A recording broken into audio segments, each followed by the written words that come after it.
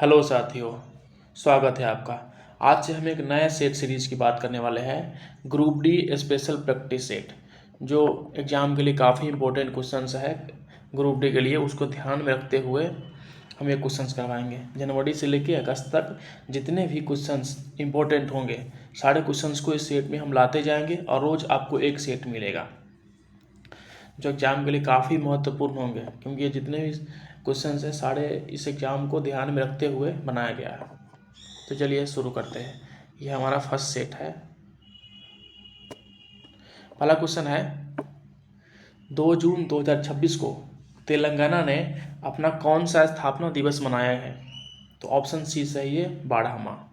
2 जून 2026 को जो है तेलंगाना ने अपना 12वां स्थापना दिवस मनाया है।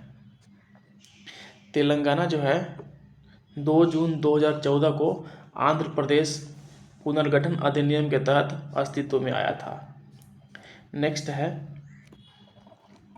केंद्र सरकार के राष्ट्रीय शहरी जल परिवहन कार्यक्रम के तहत वाटर मेट्रो नेटवर्क से जुड़ने वाला 18वां शहर कौन बनने जा रहा है? तो ऑप्शन सी सही है, कोलकाता। केंद्र सरकार के राष्ट्रीय शहरी जल परिवहन कार्यक्रम के तहत वाटर मेट्रो से जुड़ने वाला भारत का 18वां शहर जो है कोलकाता बनने जा रहा है। और यह जो है हुगली नदी के आर पार चलने वाली तेज पर्यावरण अनुकूल और सार्वजनिक परिवहन सेवा होगी। नेक्स्ट है, हाल ही में किस राज्य सरकार ने 64 स्थानों के अंग्रेजी नामों की स्पेलिंग को फिर से अपने मूल उच्चारण के साथ लागू करने की मंजूरी दी है? तो ऑप्शन बी सही है, उड़ीसा। उड़ीसा की सरकार जो है 64 स्थानों के अंग्रेजी नाम को जो है अपने मूल उच्चारण में लागू करने की मंजूरी दी है। इन स्थानों के नामों को मूल उड़िया उच्चारण के अनुसार बदला जाएगा। नेक्स्ट है, केंद्रीय कृषि मंत्री शिवराज सिंह चौहान द्वारा 1 जून से 30 जून 2026 तक चलने वाले खेत बचाओ अभियान की शुरुआत कहाँ की गई है? तो ऑप्शन ए सही है, रायसेन मध्य प्रदेश। केंद्रीय मंत्री शिवराज सिंह चौहान जो है 1 से 30 जून 2026 तक एक अभियान चला रहे हैं, खेत बचाओ अभियान, और यह अभियान जो है रायसेन जिले में चला रहा है, मध्य प्रदेश के। और इसका उद्देश्य क्या है? इसका उद्देश्य जो है मिट्टी की सेहत को सुधारना, रसायनों के अंधाधुंध उपयोग को रोकना और किसानों को प्राकृतिक खेती के लिए जागरूक करना। नेक्स्ट है, केंद्र सरकार ने हाल ही में किस राज्य में 2352 करोड़ के निवेश से बनने वाले चेनाब व्यास रिवर लिंक टनल परियोजना को अंतिम मंजूरी दी है?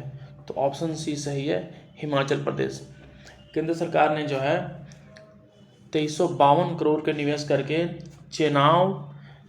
चेनाब व्यास रिवर लिंक टनल परियोजना को अंतिम मंजूरी दी है, हिमाचल प्रदेश में। और यह टनल जो है 8.7 किलोमीटर लंबी होगी। और यह जो परियोजना है हिमाचल प्रदेश के लाहौल स्पीति में बनाई जाएगी। नेक्स्ट है, सुप्रीम कोर्ट ने किस मामले में मानव तस्करी के खिलाफ एक बाध्यकारी पीड़ित संरक्षण परियोजना को मंजूरी दी है? तो ऑप्शन ए सही है, प्रज्वला बनाम भारत संघ।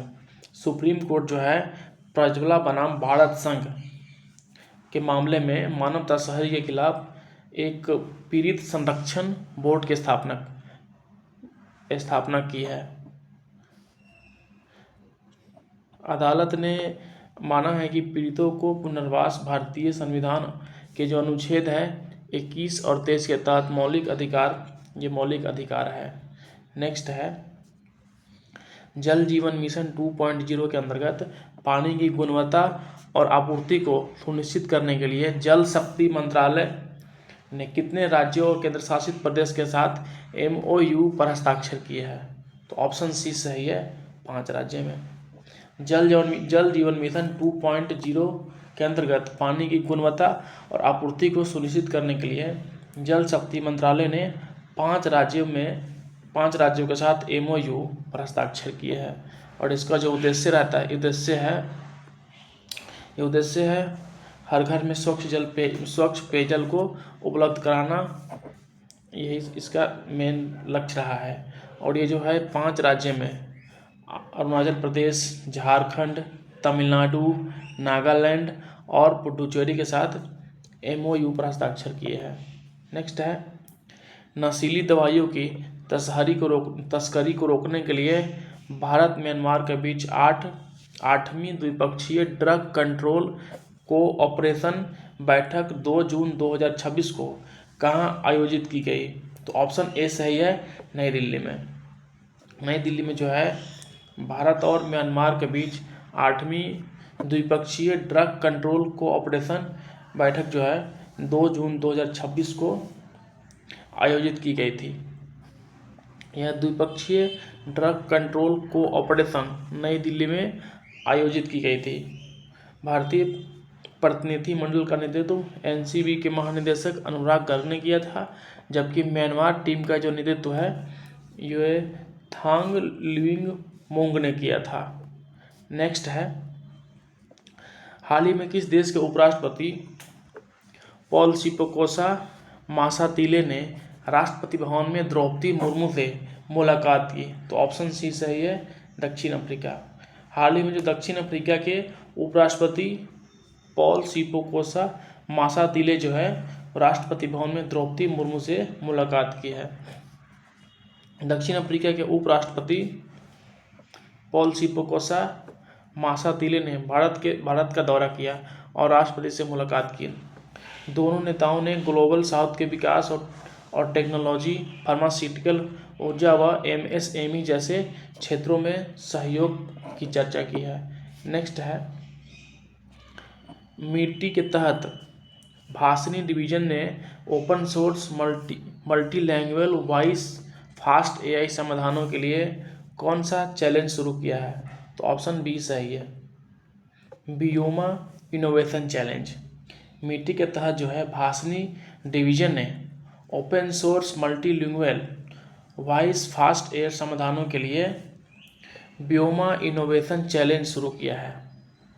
डिजिटल इंडिया कॉरपोरेशन ने भाषणी डिवीजन ने करेंट AI और कल्पा इम्पैक्ट के साथ मिलकर यह चैलेंज शुरू किया है।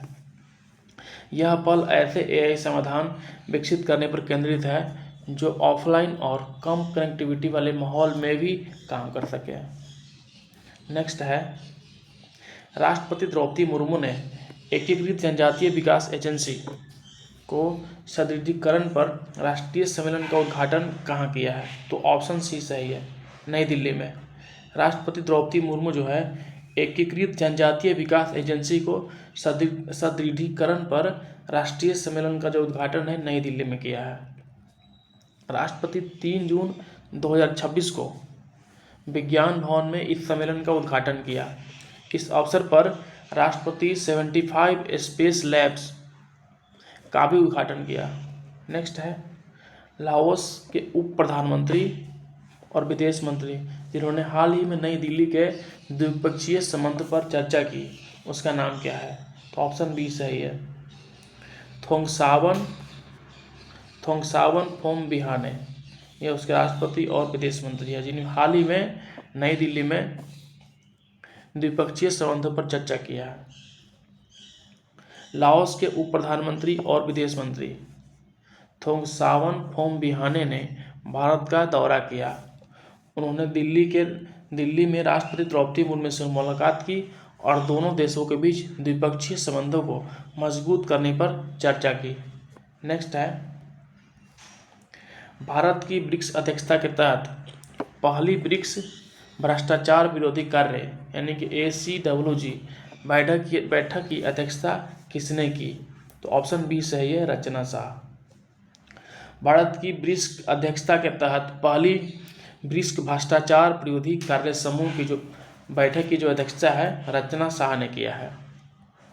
यह बैठक वर्चुअली आयोजित की गई जिसकी जो अध्यक्षता कार्मिक और प्रशिक्षण विभाग के सचिव रचना शाह ने की। यह बैठक वर्चुअली आयोजित की गई थी, जिसकी अध्यक्षता कार्मिक और प्रशिक्षण विभाग के सचिव रचना शाह ने किया। इस वर्ष ब्रिक्स की जो अध्यक्षता का जो विषय रहा है वो लचीलापन, नवाचार, सहयोग और स्थिरता का निर्माण। ये काफ़ी इम्पोर्टेंट है इस वर्ष जो ब्रिक्स का जो थीम रहा है। नेक्स्ट है ब्रिक्स प्रतिनिधि में के स्वागत में ब्रिक्स इंडिया 2026 थीम को पुरी के समुद्र तट पर महिलाओं के चेहरे वाली रेत की कलाकृति किसने बनाई थी? तो ऑप्शन बी सही है, सुदर्शन पटनायक। ब्रिक्स के प्रतिनिधि मंडल के स्वागत में ब्रिक्स इंडिया 2026 थीम पर पुरी के समुद्र तट पर महिलाओं के चेहरे वाली कलाकृति बनाई थी सुदर्शन पटनायक ने। पद्मश्री पुरस्कार विजेता सुदर्शन पटनायक ने पुरी उड़ीसा के समुद्र तट पर विशेष रेत की कलाकृति बनाई। यह कलाकृति ब्रिक्स शिखर सम्मेलन में आए प्रतिनिधियों के स्वागत में अद्भुत रूप से तैयार की गई थी। नेक्स्ट है विमानन कंपनियों को एटीपी कीमतों में उतार चढ़ाव को राहत देने के लिए केंद्रीय मंत्रिमंडल ने कितने करोड़ रुपए की सहायता कोष की मंजूरी दी है? तो ऑप्शन सी सही है, 10,000 करोड़ रुपए। विमानन कंपनियों को एटीपी कीमतों के उतार चढ़ाव से राहत के लिए केंद्रीय मंत्री जो है 10,000 करोड़ के राहत कोष की मंजूरी दी है। केंद्रीय मंत्रिमंडल ने 10,000 करोड़ के विमानन ईंधन मूल्य स्थिरीकरण सहायता कोष की मंजूरी दी है और इसका उद्देश्य क्या है? भारतीय विमानन कंपनियों को वैश्विक ईंधन कीमतों में अस्थिरता से बचाने के लिए। नेक्स्ट है हाल ही में किस राज्य में रामेश्वर पारादीप तक 163.18 किलोमीटर तक तटीय राजमार्ग के निर्माण को HAM के तहत मंजूरी मिली है? तो ऑप्शन सी सही है, ओडिशा में। ओडिशा सरकार जो है रामेश्वरम से पारादीप तक 163.18 किलोमीटर नए राष्ट्रीय राजमार्ग के निर्माण को HAM के तहत मंजूरी दी है। ओडिशा के रामेश्वरम से पारादीप को जोड़ने के लिए नए राज्य मार्ग हाइब्रिड NUT मॉडल के तहत केंद्र से मंजूरी मिली है। यह राजमार्ग तटीय कनेक्टिविटी को बढ़ावा देना और माल ढुलाई को सुगम बनाएगा। नेक्स्ट है CBSE के ऑन स्क्रीन मार्किंग जो OSM आया है CBSE में सिस्टम को खरीद प्रक्रिया में कथित अनियमितताओं की जांच के लिए किसकी अध्यक्षता में उच्च स्तरीय समिति का गठन किया गया है? तो ऑप्शन बी सही है, एस राधा चौहान। CBSE के ऑन स्क्रीन मार्किंग सिस्टम में खरीद प्रक्रिया में कथित जो अनियमितता आई थी उसकी जांच जो हो रहा है उसकी अध्यक्ष कौन है? तो एस राधा चौहान को उस समिति का जो है अध्यक्ष बनाया गया है। केंद्र सरकार ने पूर्व IAS अधिकारी एस राधा चौहान की अध्यक्षता में इस समिति का गठन किया है।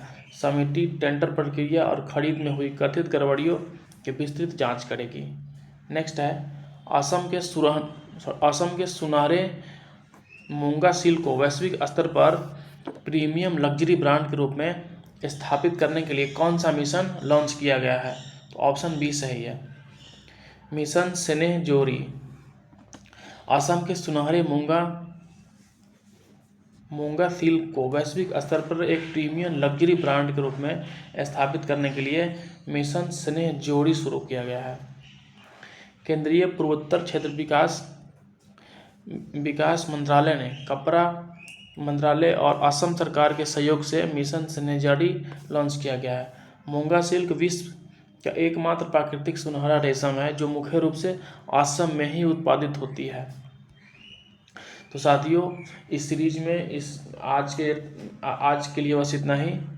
ये सीरीज का पहला वीडियो था जिसमें ये क्वेश्चन डिस्कस किया गया है और ये क्वेश्चन आप देखे होंगे काफ़ी इंपॉर्टेंट है, जो ग्रुप डी के लिए बहुत इंपॉर्टेंट है। तो साथियों इस वीडियो को ज़्यादा से ज़्यादा प्यार देना और पसंद आया तो चैनल को सब्सक्राइब करके अपना सपोर्ट जरूर दिखाना ताकि हम नेक्स्ट जो वीडियो है हम कल लेकर आए।